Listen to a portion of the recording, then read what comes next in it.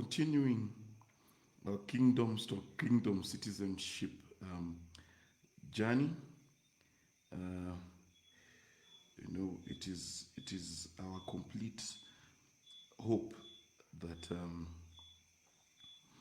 that this journey is useful and helpful to you. Uh, as usual, the purpose of these journeys we take is to bring us closer to the Word of God and closer to what our actual purpose is. Let me know if you're there. Let me know if the sound is okay. Okay. Yes, hey, Bwana, good luck, Jonathan. How are you? I just want to turn this towards me a little bit so that there is no chance of my voice not being heard. I hope we are loud and clear. All right, so let us continue this journey. Now, I am quite convinced that the journey we need to take is a journey that is transformational of our lives, that puts on display, if you want and please, the majestic work of God in our lives. I think the focus, I hope at least for you who's watching me, has changed, and you're no longer just focused on the trivialities of life, what Paul called perishing with use. This life is not about the ability to do or to be very nice, but it's also about the ability to put forth fruit, to put forth something that is praiseworthy, to put on something that when the world sees will praise your Father in heaven. And this is my real big journey.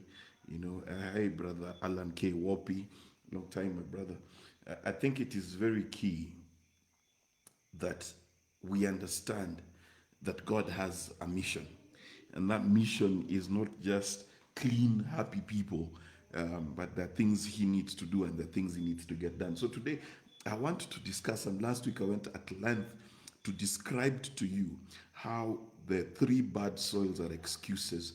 The excuse of I forgot, the excuse of there was so many other interesting things, and the excuse of it was hard to do. I think those excuses which fall really in the category of the one talent man who said you are a hard man reaping where you did not. So to imply that there is difficulty in doing what God has asked you to do, and therefore he didn't do anything because it was difficult, and therefore he hid his talent. My purpose is in this journey, in this scriptural journey, is to take you through a journey where your purpose can be effective, it can come to be seen, and you can be an effective member of the kingdom.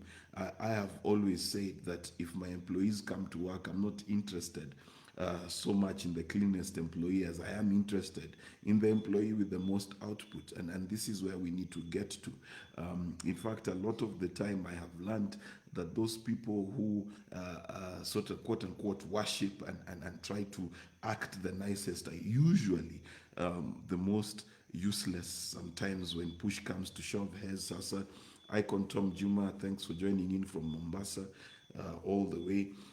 So let's get this show on the road. I want to start by reading a story, and the story is told.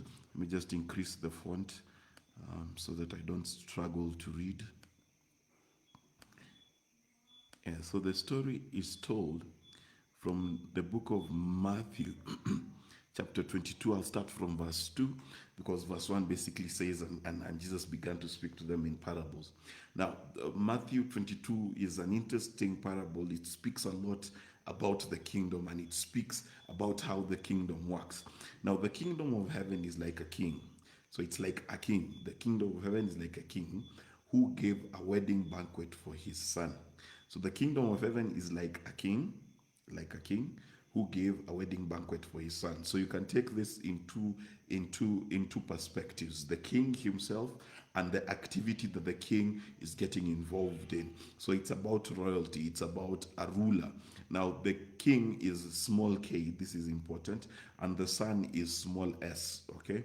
So this is a party, this is a banquet, this is a place for people to come and enjoy. The food is free, the drinks are free. I can't say alcohol because some of you will get offended, but Jesus used to take wine, and all of these things is free. So there's a party. Now, why is this important? It's important that what we need to get from this story is this: that there's a king and he's holding a party for his son. So the one who has qualified for the party is the son. It is the son who's getting married. It is the son who has done the deed that qualifies the party. So the party, the invitees do not need to qualify to come to the party. This is a very critical thing. The party is for the son. The son is the one for whom the party is being thrown. The party is not, believe me or not, is not for the guests. The party is for the son. It is the son who was qualified for this part. Someone Masharia karibu sana, Mutembei Festus from Voi, karibuni sana. God bless you guys.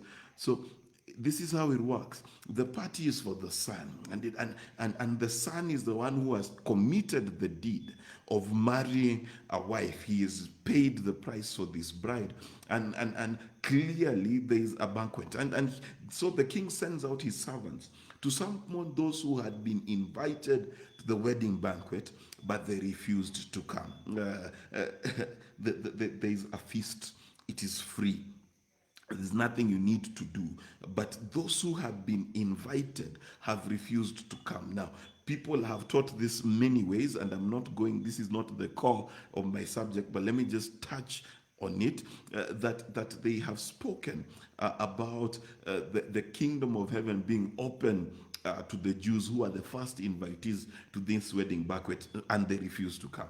That is how some people have said it. But also in times here and now, there are those of us who have been invited to a banquet and have refused to come. Let me give you proof of people invited to a banquet and refused to come. There is a man, he is called as the elder brother in the story of the father and the prodigal son, which is again a representation of the kingdom. Now, it says that the elder brother was angry because, number one, there was a feast for the younger son. Notice the term feast again. And the younger son had done nothing. He just simply returned home, and there was great rejoicing in the home.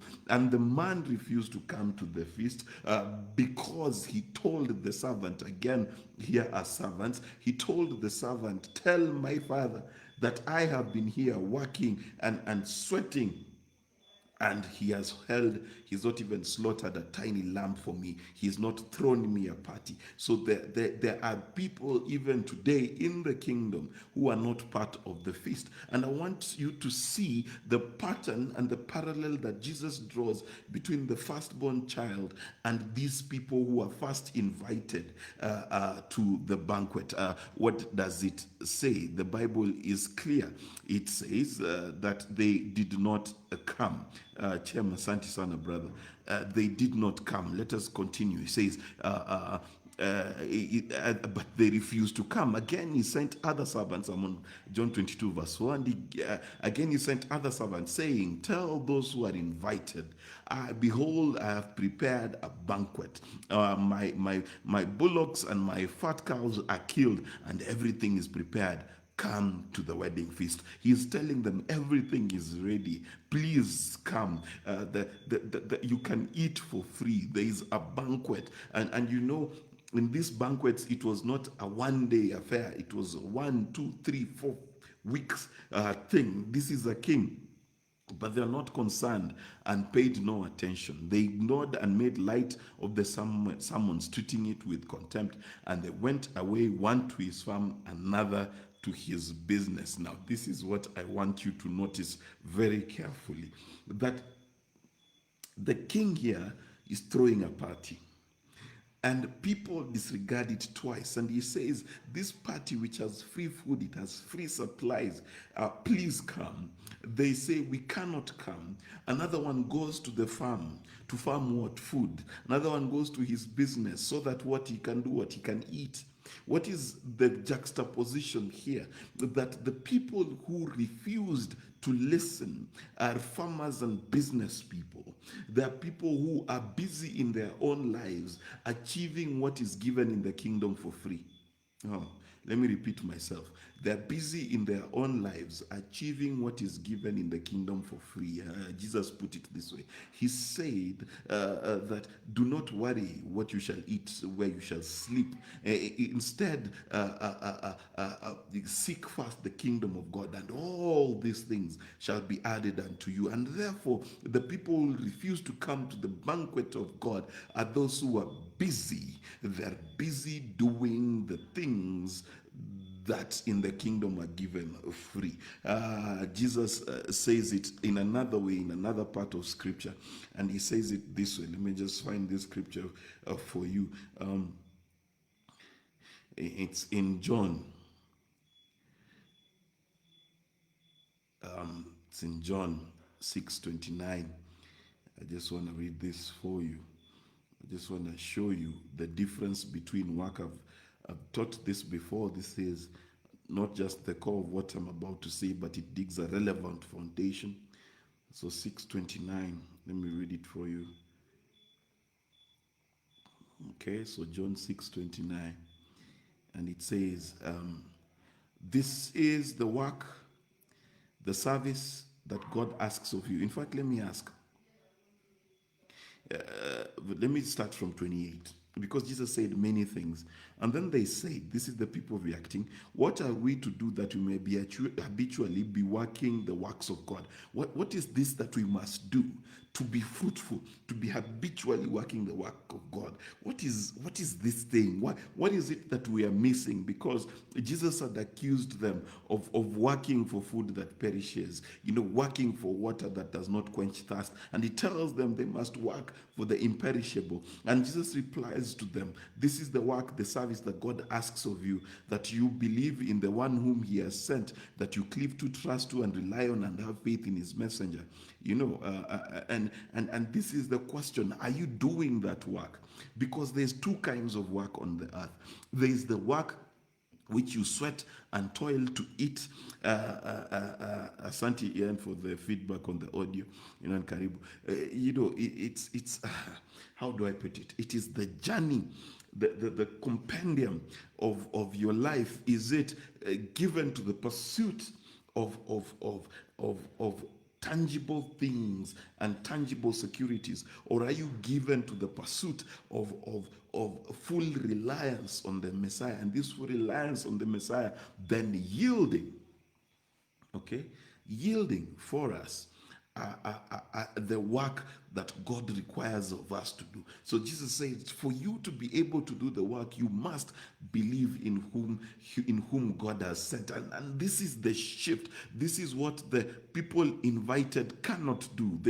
They cannot draw themselves away from what? Their farms and their businesses. And they're stuck there, and they refused the invitation, while the others seized the servants, treated them shamefully, and put them to death. The question I ask myself, why is it necessary then to seize these servants and put them to death?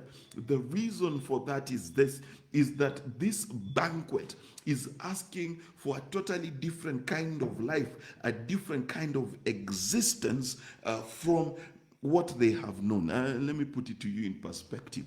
Many people will find it offensive if you were to tell them they need to stop working for things that perish, but need to start working from rest, working from the perspective that God has done and has rested. And I too, I am laboring to enter into his rest. I'm paraphrasing Hebrews chapter 4.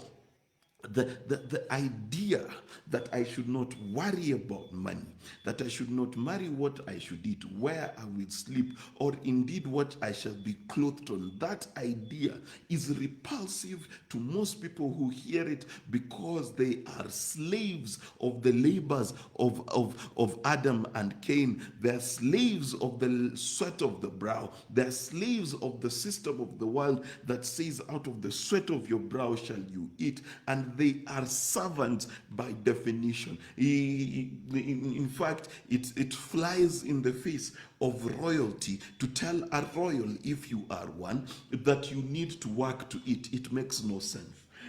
It makes no sense for a son in his father's house to be told he needs to work to eat. It makes no sense. It is illogical, because a royal works because it is good for God and country. He does not work because he is hungry. I want to repeat myself. A royal works because it is good for God and country, and for this case, for God and kingdom, not because he is hungry. And this differentiation is critical. A royal does not work because he panics about his own future. He works because he worries about the future of his subjects, the kingdom, and the purposes of God to be achieved in his timeline.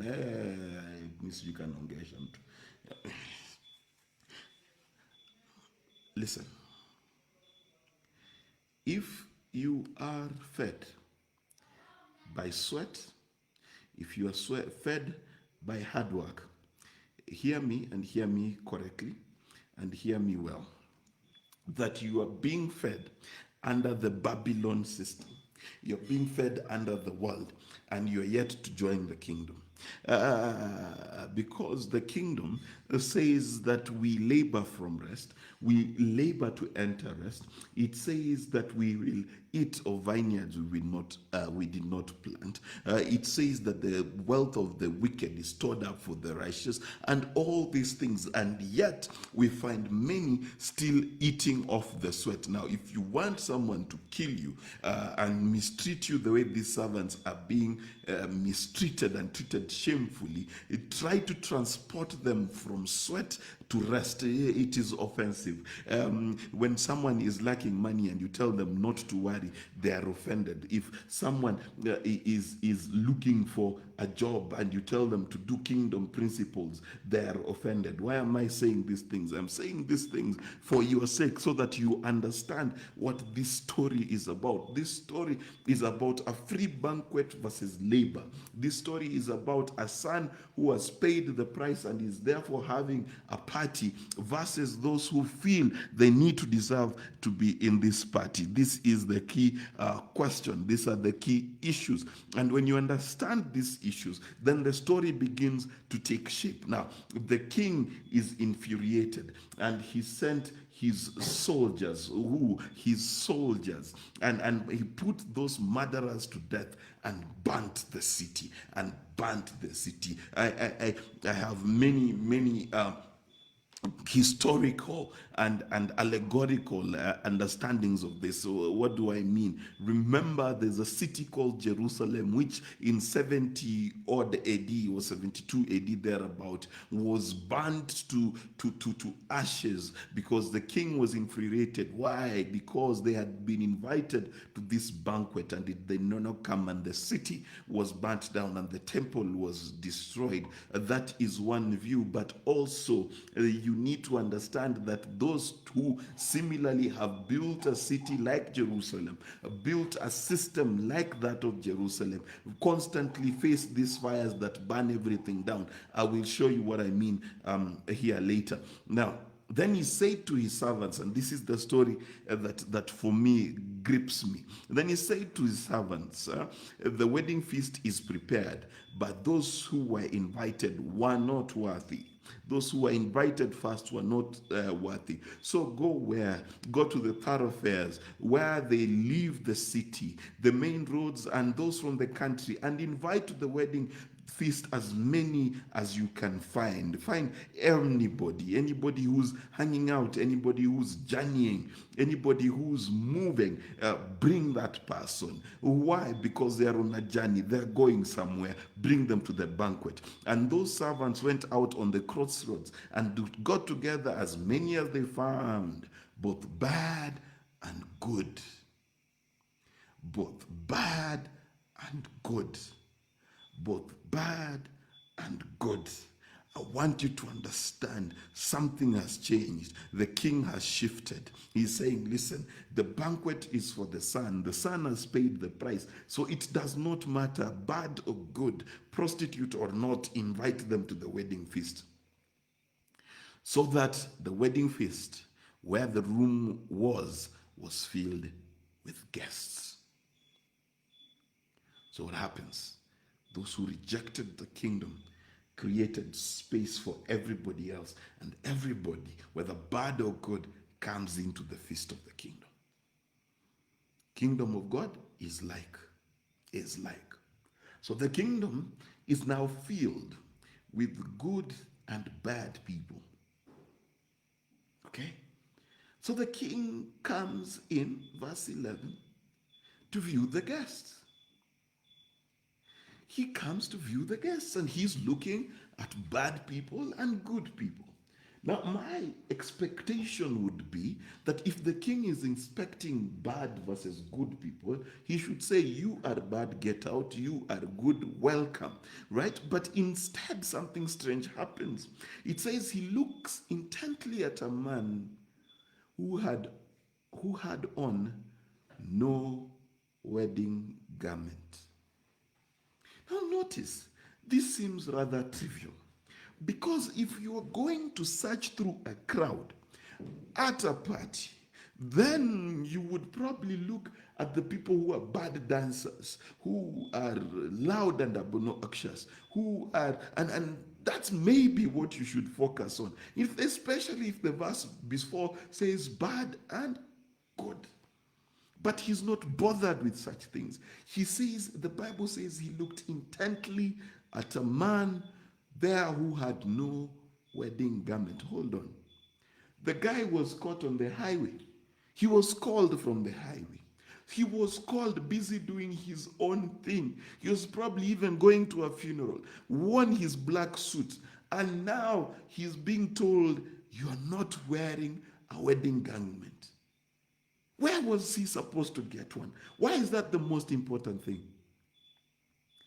And he said, friend, how did you come in here without putting on the appropriate wedding garment? And he was speechless, muzzled and gagged. How did you come in here without an appropriate wedding garment? I was invited. I met a guy called Servant of the King, and Servant of the King told me to come. That sounds like a reasonable explanation. But the explanation here is you need to understand a bit of this history.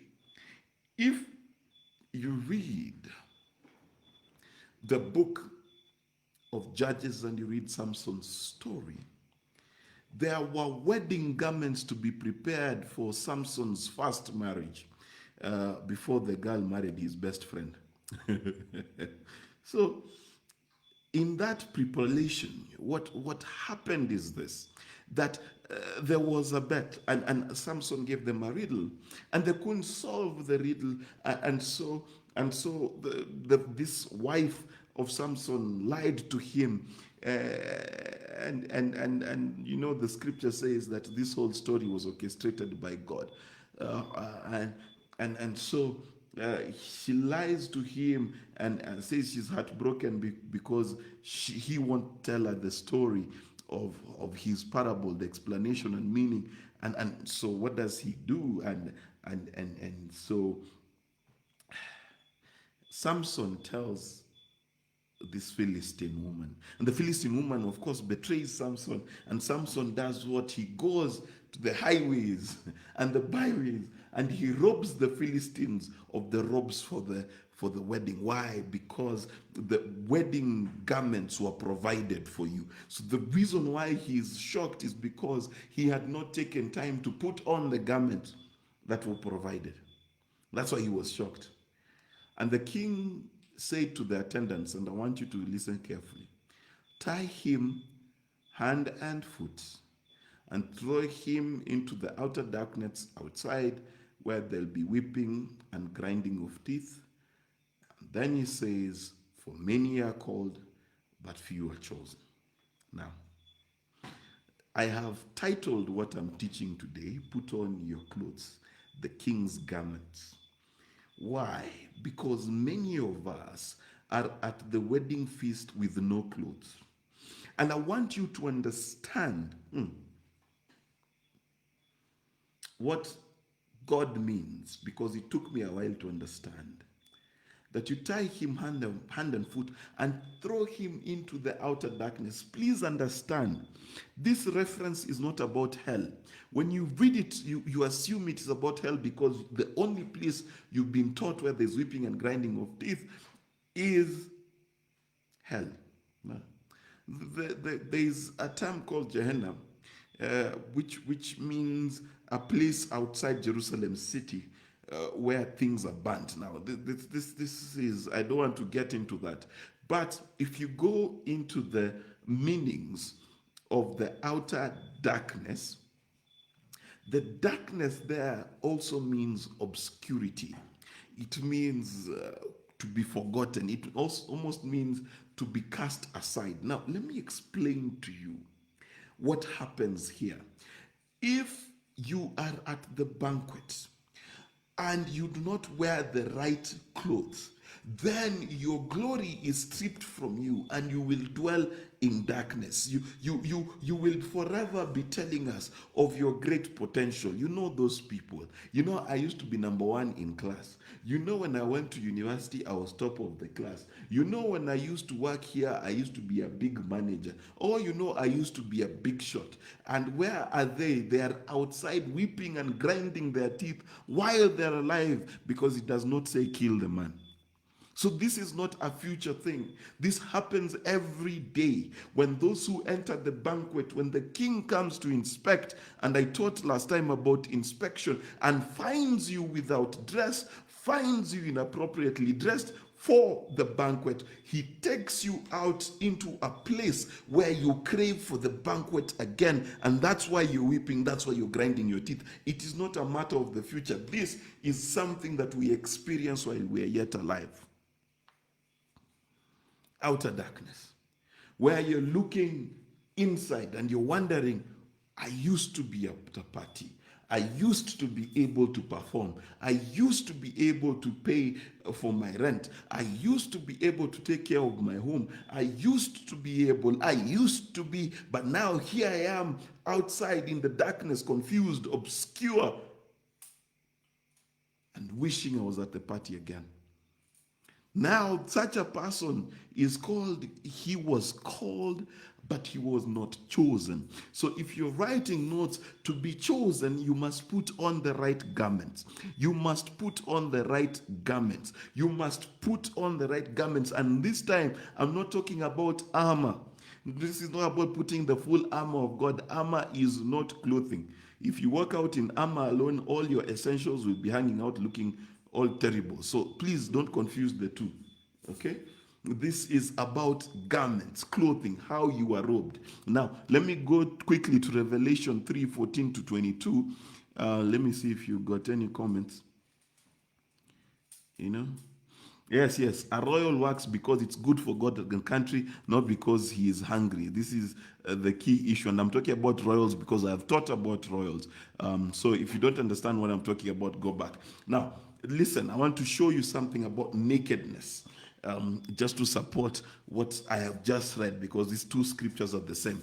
Revelation 3:14-22, and to the angel, the messenger of the assembly, the church in Laodicea, right? These are the words of the Amen, the trusty and faithful and true witness, the origin and the beginning of author of God's creation. I know your record of works, and what you are doing. You are neither cold nor hot. I would rather that you are either cold or hot. So because you are lukewarm, and neither cold nor hot, I will spew you out of my mouth. Now, people have argued and said, this is about Maisha Finje Finje and Stewart. This is not about it. He's talking about the passion, the drive, the inner push for how they do things. Then he says, for you say, I am rich, I have prospered and grown wealthy, and I'm in need of nothing, and you do not realize and understand that you are wretched, pitiable, poor, blind, and naked. So listen, this is the juxtaposition. Christ is saying that there is this wealthy congregation, this congregation that is doing well, this congregation that has physical money, but they are cold, neither cold nor warm in their works, meaning they're doing the thing that they're supposed to do, but there is no zeal. Their presentation is lackluster. They're like a diazical in how they want to live their lives. They are dull. They do not have what Paul and Peter would call good Christian energy, and God calls them wretched, pitiable, poor, blind, and naked. Therefore, I counsel you to purchase from me gold refined and tested by fire, that you may be truly wealthy, and white clothes to clothe you, and keep the shame of your nudity from being seen, and salve to put on your eyes, that you may see. Please notice that what is Christ talking about? He's talking about the same kind of people who have perfected the art of pursuing what is physical and do not know how to pursue what is spiritual. Those whom I dearly love, I tell their faults and convict and convince and reprove and chasten, I discipline and instruct them. So be enthusiastic in earnest and burning in zeal, and repent. Okay? So be enthusiastic. Okay? Earnest, burning with zeal. Burning with zeal. Oh, we used to sing this song, the zeal of God has consumed me. Have you been consumed? Is there anything you are zealous for? Is there anything you're burning for? Is there anything you're enthusiastic about? What burns you? What drives you? Behold, I stand at the door and knock. If anyone hears and listens to and heeds my voice and opens the door, I will come to him and will eat with him, and he will eat with me. He who overcomes is victorious. I will grant him to sit beside me on my throne, as I myself overcame, was victorious, sat down beside my Father on his throne. He who is able to hear, let him listen, and to heed what the Holy Spirit says to the assemblies, to the churches. Now, you can clearly see the juxtaposition. There are those who refuse to come to the wedding feast. And what is Christ saying here? Behold, I stand at the door and knock. If anyone hears and listens and heeds my voice and opens the door, I will come into him and will eat with him, and he will eat with me. This is the banquet again. This is the banquet again. This is the Son telling you, I have been told, if you overcome. What is the overcoming? What are they to overcome? They have been invited to the wedding banquet. And what are they? They are naked, wretched, and blind. This is what disqualifies them. So you need to overcome nakedness. You need to overcome being unclothed. You need to put on something to be at this wedding banquet. If you are not there, you are called lukewarm, neither hot nor cold. Anyway, let me journey. Ephesians 4:21 to 25. Right? Then we'll go to Romans 12. And I hope I'll be able to paint a picture to you. Now, Paul says in Ephesians 4:21, assuming that you have really had him and been taught by him, as all truth is in Jesus, embodied and personified in him. Now, verse 22, strip yourselves of your former nature, put off and discard your old and renewed self, which characterized by your previous manner of life and becomes corrupt through lust and desires that spring from delusion. Now, let me explain. Now, the problem with how we were taught is we know lust to be sexual, and all of these delusions are about very sinful things. No, no, no. Let me explain to you the delusion. The delusion comes from where we began. The delusion is between working to believe and working to eat. That's a delusion. That is the thing that has confused the world for many years. That we are fatherless, that we need to sweat and to do all of these things in order that we may eat. Yet Jesus says, the work we must do is the work that the Father is always doing. That is the delusion. And the last here is the desires that spring from delusion. What is the desire? If I only had 100 million in my bank account. Oh, if I only had 1 billion. If I only had 100,000. These are the delusions. And if you want to know their delusions and how you become corrupt and how your life becomes corrupt, it is always when you taste a little bit of success, a little bit of money, and then you sit there with your 20K salary and you plan and you say, the day I get 50,000, then I'll be content. And then you begin to pursue a goal called 50,000. And when you get it, you're still not content. These are the delusions of life. Now, what does it say? Verse 23, and be constantly renewed in the spirit of your mind, having a fresh mental and spiritual attitude.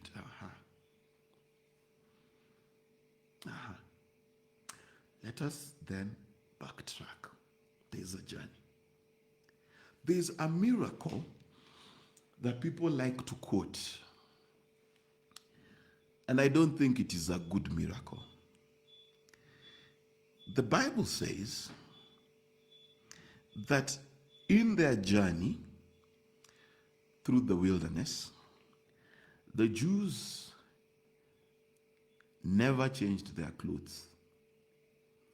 They remained the same for 40 years.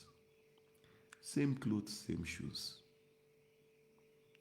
That tells me they never changed their garments. The garments they had on in Egypt were the garments they had in the wilderness. And how do I know they never changed their minds?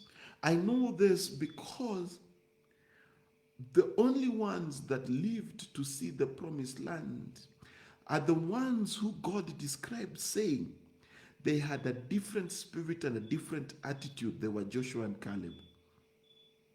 Behold, it says they had a different spirit, a different mindset.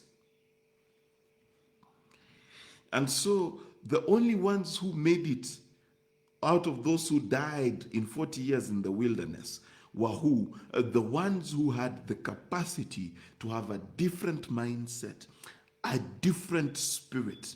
Let me read it for you. Some of you may never have read this. Let me read it for you.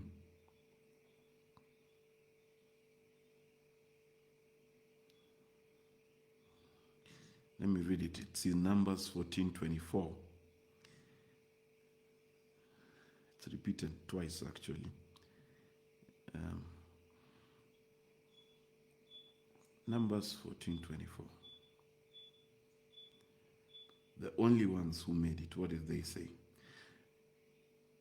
And my servant Caleb, because he has what? A different spirit and has followed me fully, I'll bring into the land which he went, and his descendants shall possess it.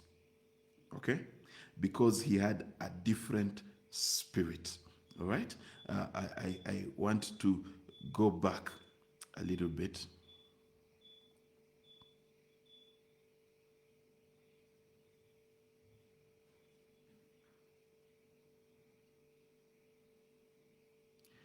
Yeah, let me not read it again. Okay.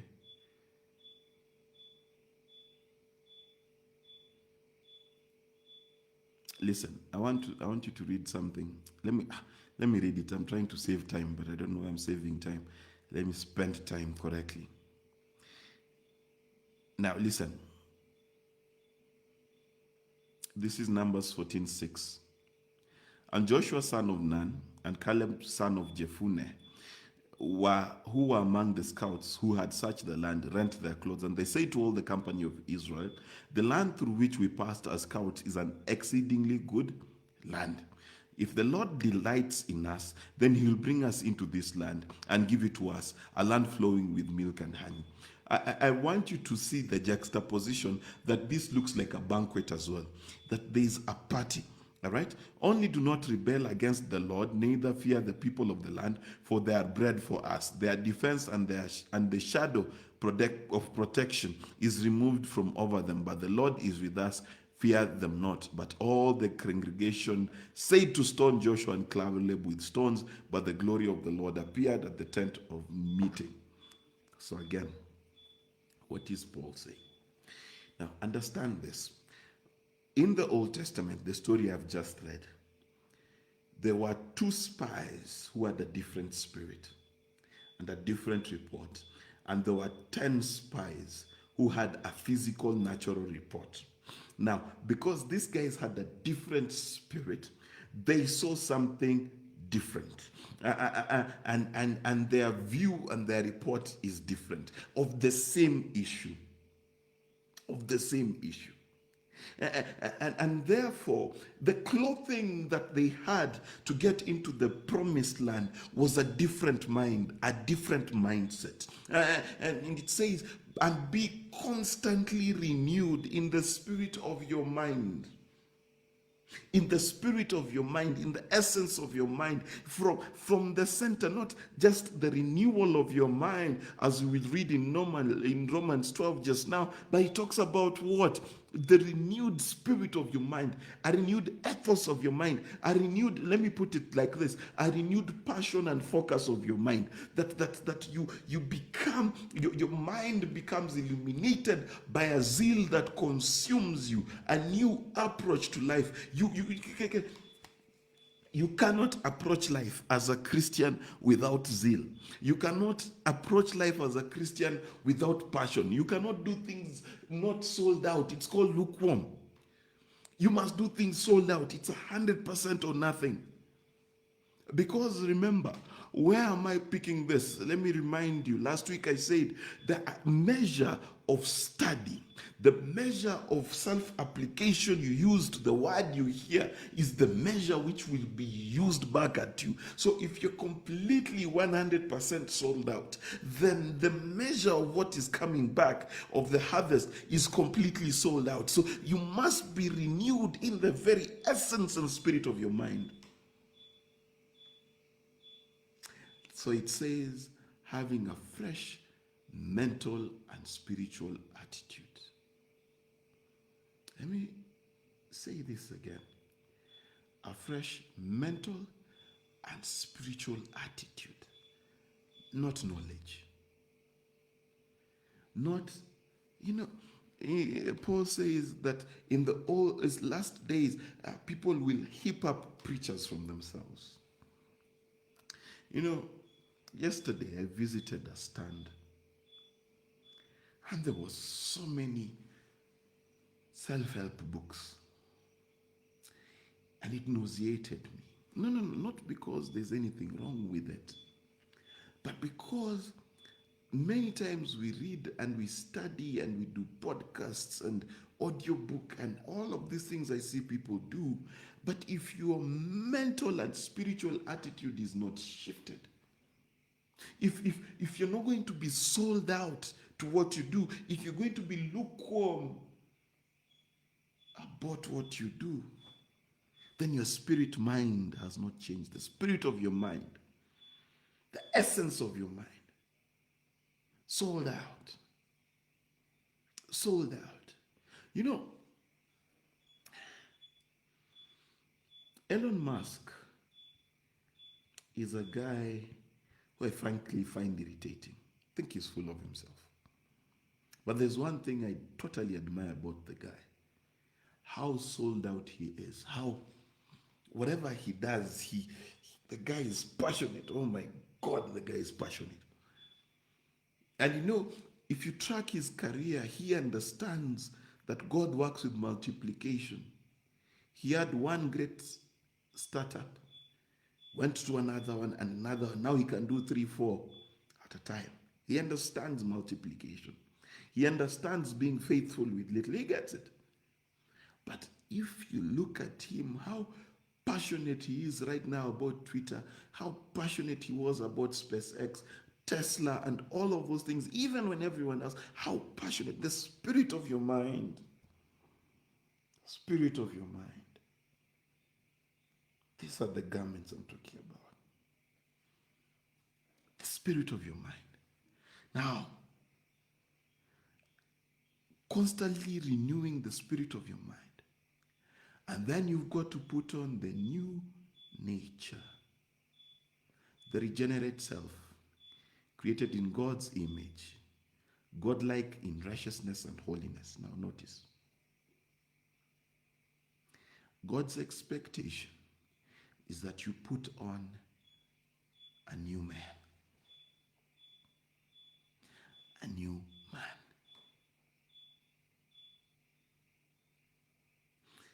Constantly. A new man. You know, I want you to understand new.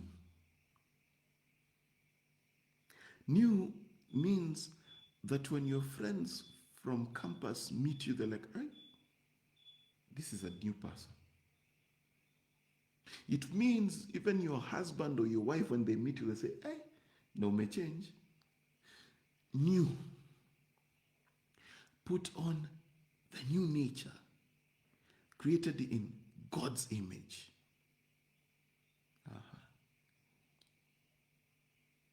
So what did this man at the banquet fail to put on? Like the people in Ephesians, they find themselves at the banquet. And the banquet of God, let me define it for you. The banquet of God is this place where there's promise, there's hope, there's things that he has put forth for you to do, and they're on display. He's like, listen, these are the things I need done. That is the banquet. So you sit at the banquet, and there is whole roast pig. There's turkeys, and there's sausages, and there are grapes. There are all manner of fruits. And God, like he put before the scouts, he tells you, there is abundance. There's abundance. If only you believe in me. So what is the work you need to do when you get to the banquet? To believe that, you know what, the son is actually getting married, and therefore there's an actual party. You must labor to believe. This faith is not born from nature. It is born from labor. You must labor to believe the messenger. You must labor to believe when you're told there is a banquet and it is for free. That is the first thing that must happen. You must labor to enter into rest, Hebrews. You must labor. You must work at it. You must pound it so that your mind is renewed, that I am in a free space. So what is the banquet of God? The banquet of God is the ultimate fulfillment of the promises he's given you.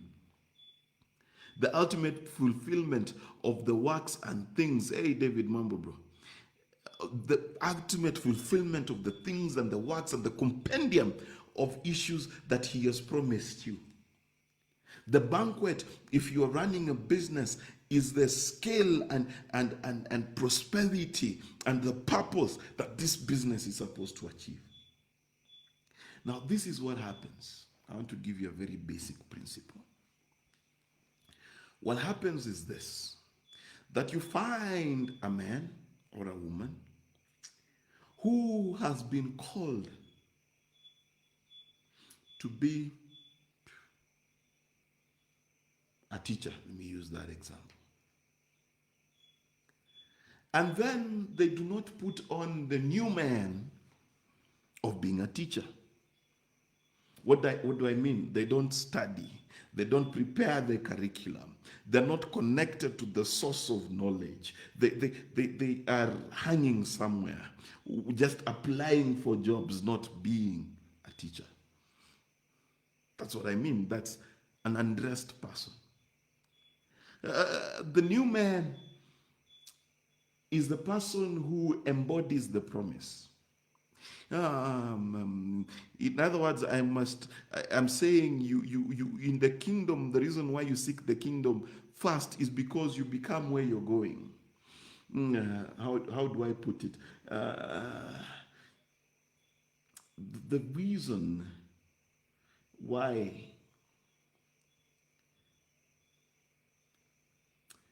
I'm not sure that I want to open this bit of information given the time I have, but it is okay. In Psalms somewhere it says that Joseph was put into his chains, and his nephesh, his being, was chained. His soul was chained. His throat was chained. And you wonder why. The journey is so that by the time Joseph is becoming ruler, his soul has been chained to God. He has changed. He's no longer the same man he was when he was 17 years old. By the time David is becoming king, I want you to compare the prayers of David and the lack of prayers of David, the young person. When David sees Goliath, he has no doubt. He shows up and he says, "Who's this uncircumcised Philistines? Give me a stone." Wah! Whacks the guy with the stone, kills him. He's told, "We need 100 Philistine skins." He tells them, "No, don't worry, I'll bring you 200. That was David at 17, 18, 19. But when David has gone through the wilderness and he's molded, there is a new man in David. When his wives and the wives of his men are taken by kings who are raiding, David is not in a hurry. He asks God, "Should I do it or not?" For the rest of his life, you see a David who understands what? That he's a new man. And this new man does not rush to war.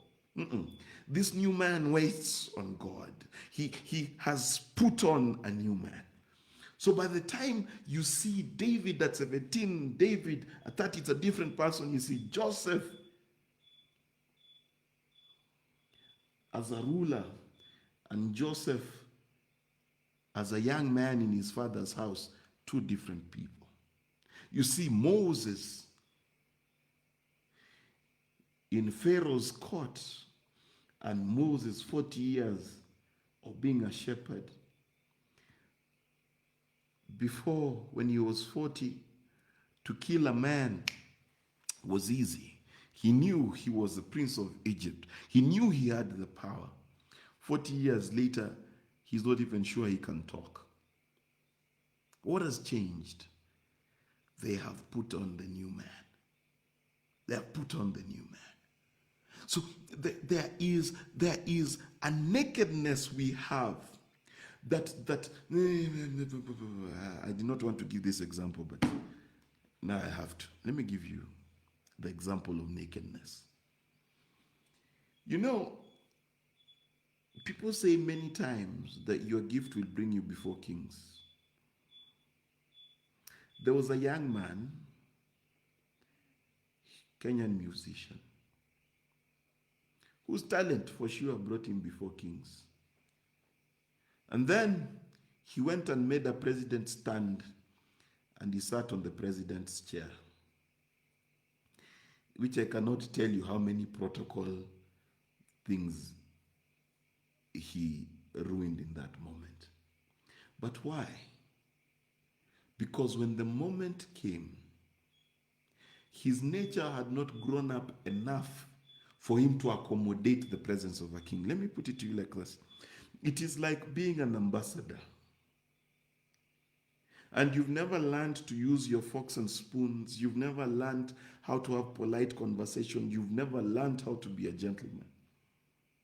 And so you find yourself before a king, and you do not know how to eat, you do not know how to speak, you don't even know how to dress. You don't even have the clothes for the thing. And therefore, when you appear before the king, you will find yourself embarrassed as though you were naked. Why? Because you did not change your nature according to the task. Let me put it this way. Let me try another way, then I'll move on.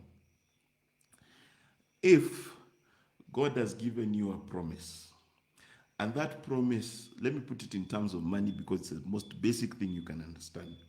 And the promise is that you are supposed to run a business that makes $1 million bob in profit a month, for example. Question is the difference between where you are and that promise being fulfilled is the question of, has your nature become $1 million bob a month kind of person? Not in terms of do you know how to spend $1 million bob, but do you know how to handle it? Do you know how to continue to be generous? Do you know how to continue to behave when you meet people who make million-shilling deals? This is the dressing I'm talking about. That you need to become what God's image is as pertains the dreams and aspirations that He has put in your heart. So I meet a lot of people. And this is why I taught that statement, for servants cannot be kings.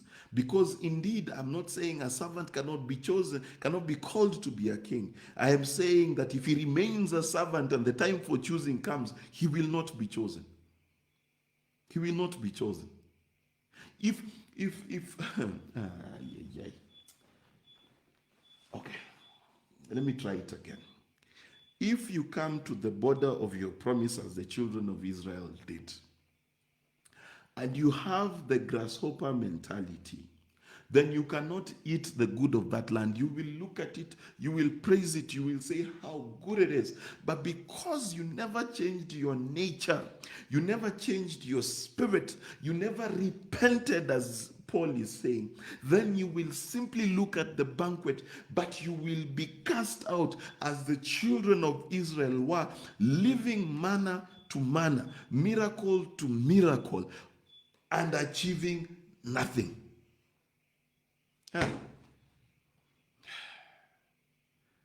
I'm feeling like I'm laboring too much to bring this thought to you. Let me try and do it one more time.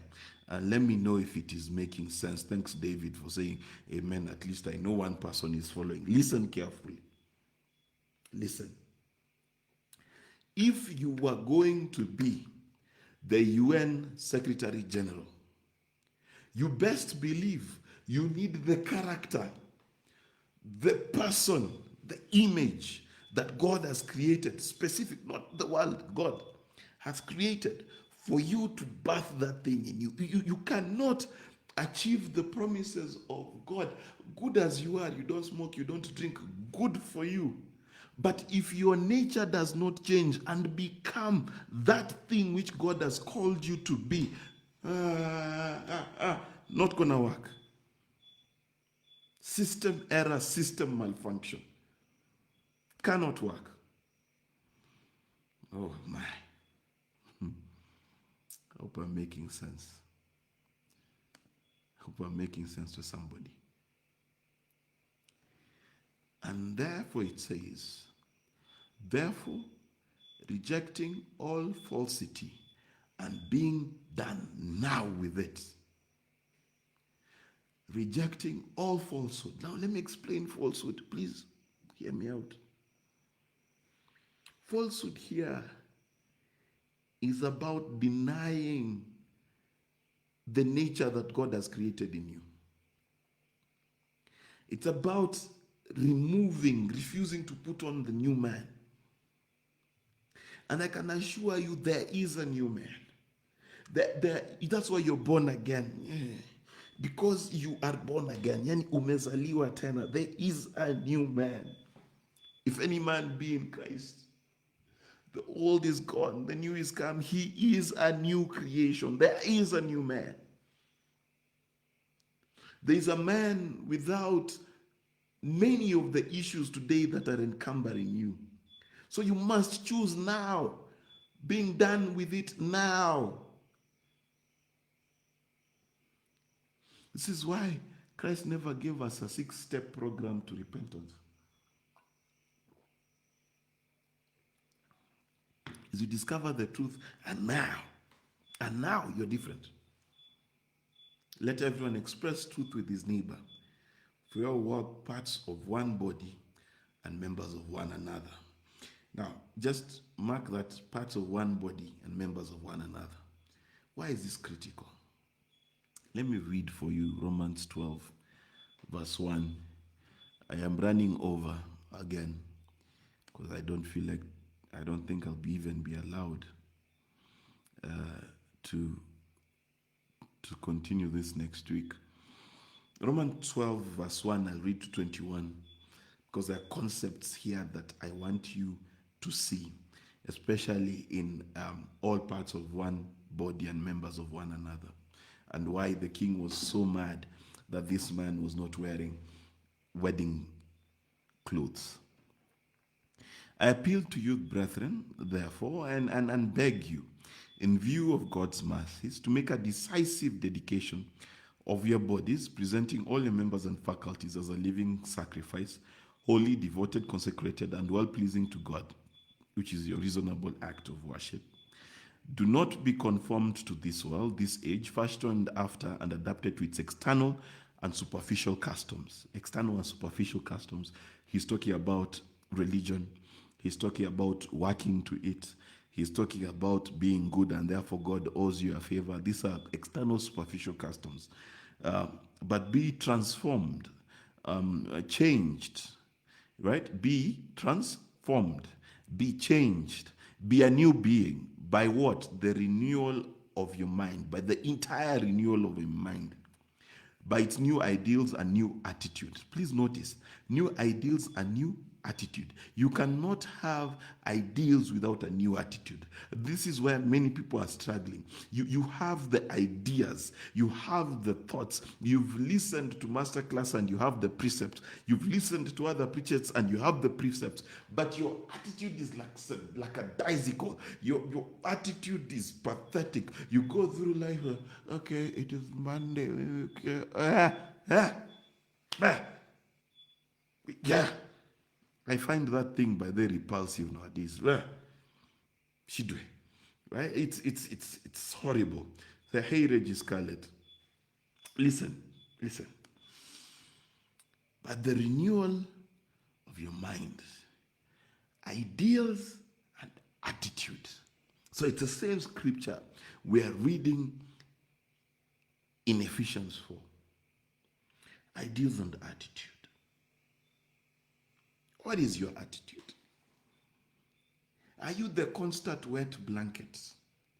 Oh Lord, let me kill a spirit here. We remove a demon. Listen. If you approach the things of God with a bad attitude, with a wet blanket attitude, with this cannot be done attitude, with this, oh, this is impossible attitude, I'm telling you, you're missing the kingdom.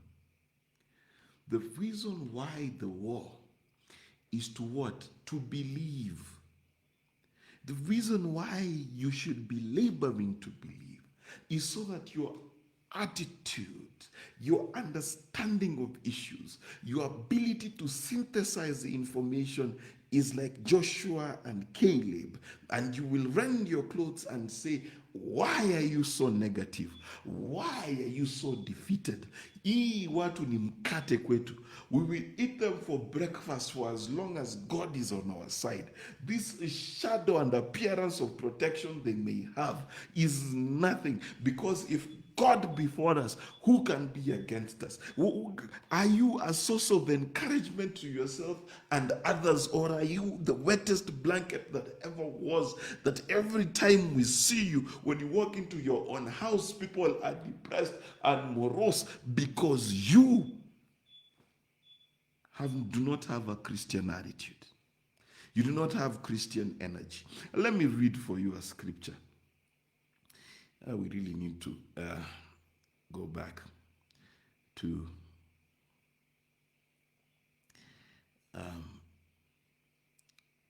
meeting in person. I think we'll do it within this month. I will let you know. But anyway, I want to read Second Peter, 1:5. All right.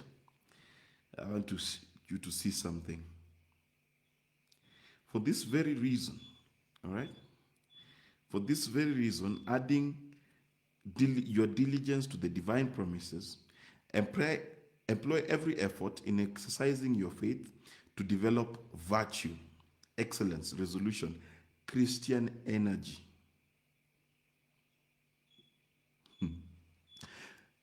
Listen, employ every effort in exercising your faith to develop virtue. There is that term again, virtue. I mentioned it last week. One day we'll need to do a study on virtue. Akina Hez know what I mean. Excellence, resolution, Christian energy. And in exercising virtue, develop knowledge. Virtue, Christian energy, that oomph, that pump, that inner attitude.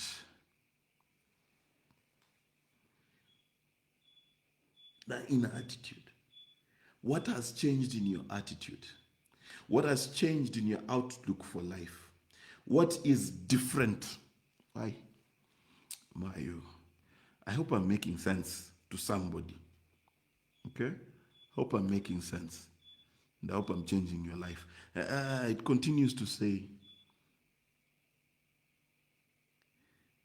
renewal of your entire mind by its new ideals and its new attitude, so that you may prove for yourself what is the good and acceptable and perfect will of God, even the thing which is good and acceptable and perfect in His sight for you. Okay. You know, many people ask me this question, that how do I know it is God who's speaking to me? And I always tell them, God is always speaking. The question is, have you offered yourself as a living sacrifice? And have the patterns of your mind changed? The more a sacrifice you are, the more the patterns of your mind change, and the more you have a godly attitude towards life, the more you are able to determine His perfect will for you. Okay? Now verse 3. Because this is how God shows you His perfect and acceptable will for you and what you should do. You know, that's how you hear Him. So Paul, verse 3 says something interesting. For by the grace of God, the unmerited favor of God given to me, I want everyone among you not to estimate and think of himself more highly than he ought. Not to have an exaggerated opinion of his own importance, but to rate his ability with sober judgment, each according to the degree of faith apportioned by God to him. Which is why I keep telling you that the fight is to believe. Because what you believe is what gives you sober judgment about who you are. Okay? Though it says, for as in one physical body, we have many parts, organs, members, so all these parts do not have the same function or use. Now, why is this critical? It is critical because if you enter the body of Christ with your unrenewed self, then you become a cancer. What is a cancer? Cancer is any part of your body or any cell in your body that functions in a way it was not supposed to function. Okay? So the renewal of your mind is about the body of Christ. This is why it's about the kingdom. That if you seek to your mind to be renewed, your mind to be changed, and for you to do the thing that is good and pleasing before God, then you're no longer a cancer to the kingdom. You begin to be something that facilitates growth of the kingdom. Let me put it in perspective. Let me put it in a marriage perspective. You know when it says the two shall become one flesh, we were lied to a little bit. We do not become one flesh when it says you may now kiss the bride. No, no, no, no. You become one flesh when you're both renewed in your mind, when you're both changed. So the person you marry is not the person you become one flesh with. The marriage is just the beginning of becoming one flesh. And when you become one flesh, what happens? You begin to complement each other, because then you are in purpose, then you're fruitful. Be very scared when it is the old man, the old attitude that is still present in your marriage. So, for as in one physical part, your many organs, and all of these perform different functions. So we are numerous as we are one body in Christ, and individually we are parts of another, mutually dependent on one another. Having gifts, faculties, talents that differ according to the grace given us, let us use them. To whose gift is prophecy, let him prophesy according to the proportion of faith. He who gifts is practical service, let him give himself to serving. He who teaches to his teaching. He who exhorts encourages to exhortation. Who contributes to, let him do it in simplicity and liberality. Who gives aid and superintends with zeal and singleness of mind. Please notice, again, there's that word, zeal and singleness of mind. Zeal and singleness of mind. Zeal. Where's your zeal? Where's your passion? My goodness. Who does acts of mercy with genuine cheerfulness and joyful eagerness? I want you to see all of these people. It is talking about their attitude about their work. That's how you get dressed. It is the attitude, the sold outness. Let him simplicity and liberality, with zeal and single-mindedness, with genuine cheerfulness and eagerness. Come on. It's talking about your attitude, who you are on the inside. That's why I don't believe there's a Christian who's walking around morose and forlorn, because the Bible literally says, the joy of the Lord is my strength.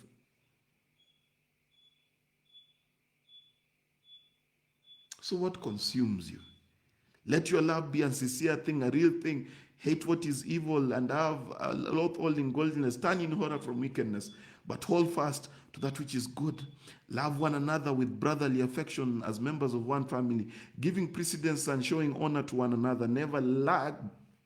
Please, verse 11. Verse 11, Romans 12:11. I want you to highlight it. Let me read it slowly. Never lag in zeal and in earnest endeavor. Be aglow and burning with the Spirit, serving the Lord. Never lag in zeal, never. And in earnest endeavor. Be aglow, burning with the Spirit, serving the Lord. Be aglow, be ablaze. Be driven, be passionate, be sold out. Don't half-ass things. If you're going to cook with your heart. If you're going to play guitar, play it with your heart. Whatever it is you're going to do, never lack zeal.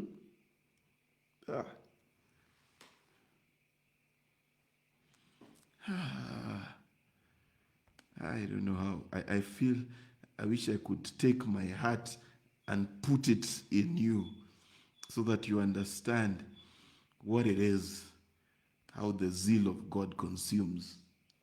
Because the story I was told, I've never confirmed it, but I find it very interesting. A prophet in the Old Testament used to sit, and the cloth, if it was an animal cloth, they say that he would wear with the rough side in, where the hairs are.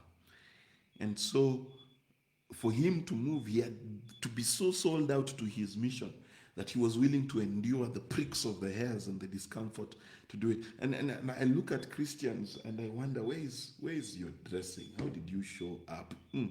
How sold out are you? How did you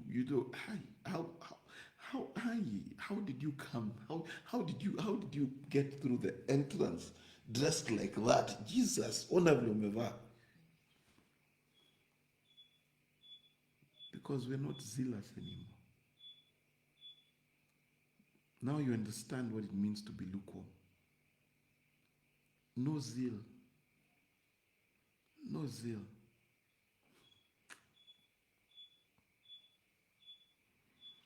Then verse 12, it says, rejoice and exult in hope, be steadfast and patient in suffering and tribulation, be constant in prayer.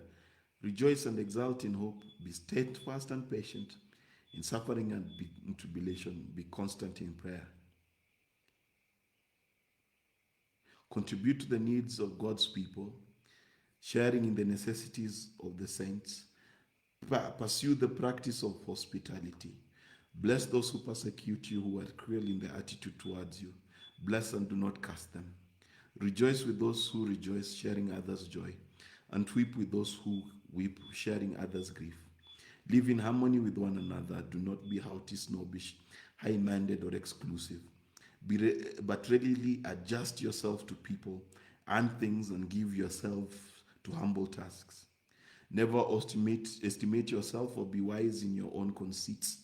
Repay no one evil for evil, but take thought of what is honest and proper and noble, aiming to be above reproach in the sight of everyone. If possible, as far as it depends on you, live at peace with everyone. Beloved, never avenge yourselves, but leave the way open for God's wrath. For it is written, vengeance is mine, I will requite, says the Lord. But if your enemy is hungry, feed him.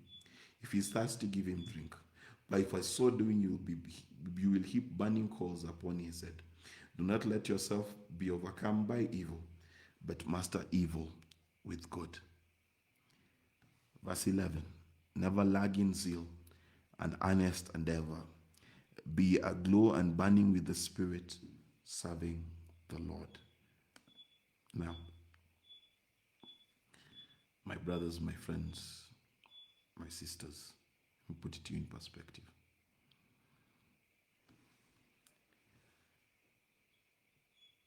A lot of us have been called. You had the call, you're in the banquet hall. Ask yourself, which clothes are you wearing? Who are you? We have too many jokers. Too many Jews stuck in the wilderness. Too many people that have put on the grasshopper mentality, because the spies said we are like grasshoppers to them. And very few who look at giants and say these giants are bread for us. And I know the saying used to be that what? Imtiani mkate. It's easy. So what am I saying? And I'm addressing those of us who feel their lives are stuck and fruitless. So let me try and bring this to some level of focus. It is not just what you know, it is your attitude. You know, God says the one he loves, he chastises. So you need to be able to be swift on your feet.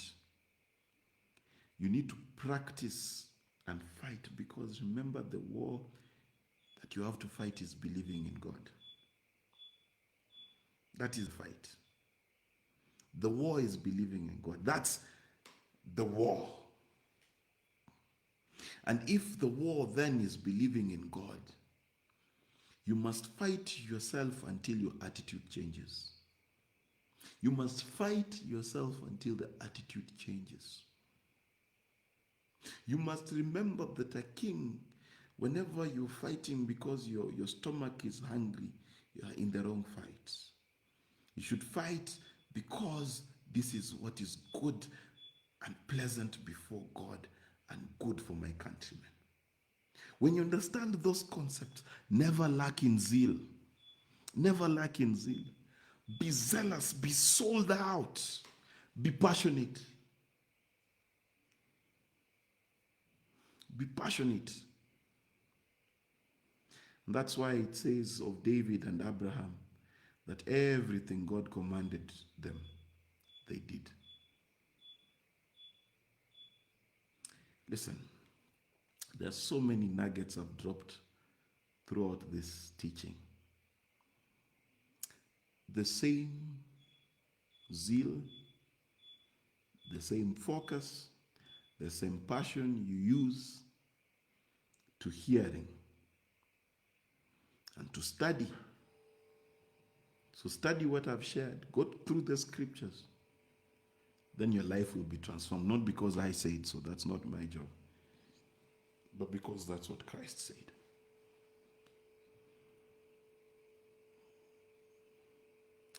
You know, there's songs they were saying, Tunasondeka, we are transforming. Born again, real and practical. So please, put on the new man. Don't go to a party. You don't know how to dress. You don't know how to eat. But look at it this way. Whatever God has invited you to, whatever God has called you to, be that thing. Be that thing. Then you'll be rightly estimating yourself because you fought to believe what God has said. That is the journey. Then have the right attitude. You know, nowadays, I am so keen about attitude, man. If you're around me and your attitude is wrong, me, I'll run away from you. Because attitude is infectious. Ooh, very infectious.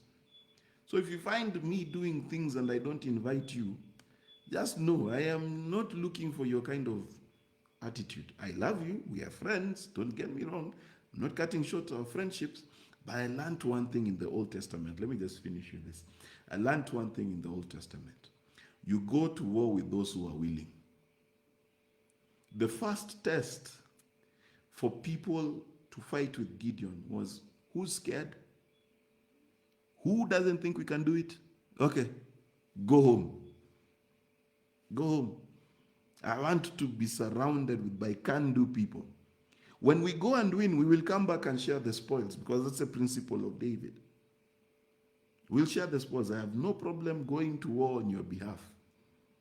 None. But if you lack in Christian energy and zeal, mimi sitaki. Staki. Go home. Even my staff know. If I show up and you're like, oh, I can't do, I will send you home. I promise you I will. I will. Mimi. I don't have time. Why do I believe in God if I can't do the impossible? What is this faith I claim to have? This fighting the good fight of faith. What is this I'm fighting? It is not the devil because we know Christ led captivity captive. We know this. Not the fight that is left is for me to believe in Christ and to believe him as the messenger, that what he has said is true. This is the fight I have every day. So when I go to sleep, I wrestle to believe what God said. I don't care how fantastic it is he said it. Whether he said it in terms of billions or trillions, or said it in terms of happiness and joy when I'm facing great tribulation, I don't care. My job is to spend every waking moment trying so hard to believe what God said. And once I believe what God said, like a true king, I do what my master said because it is good for God and country. And when I do it with Christian energy and zeal. I'm sold out. I'm sold out. I don't do things with roho nusus, just like kufanya. No. 100%, all in or nothing at all. Go big or go home.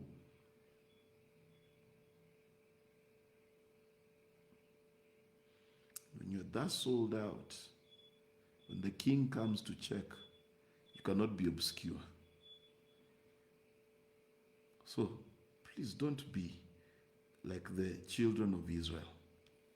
Don't be manna people. You're always telling us about, sikuwa na transport imekam.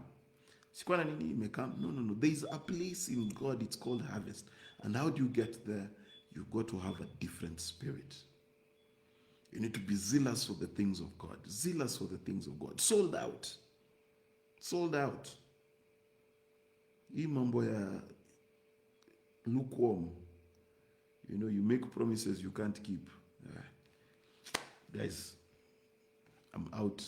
I know there are questions. I know there are issues. I hope I have, in some shape, way, or form, helped your life along.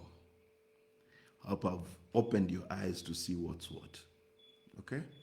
So God bless you. See you guys. Barikiwe sana.